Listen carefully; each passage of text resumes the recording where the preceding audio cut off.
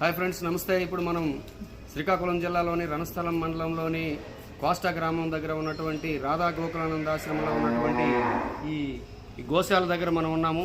ఈ గోశాల దగ్గరికి పశుదానా ఇప్పుడు తెచ్చాము.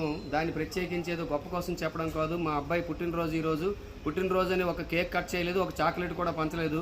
కానీ ఈ 4 బస్తాలు పెద్ద ఎక్కువేం ఖర్చు కాదు. ఒక బస్తా 450, 4 బస్తాలు కలిపి 1800 రూపాయలే.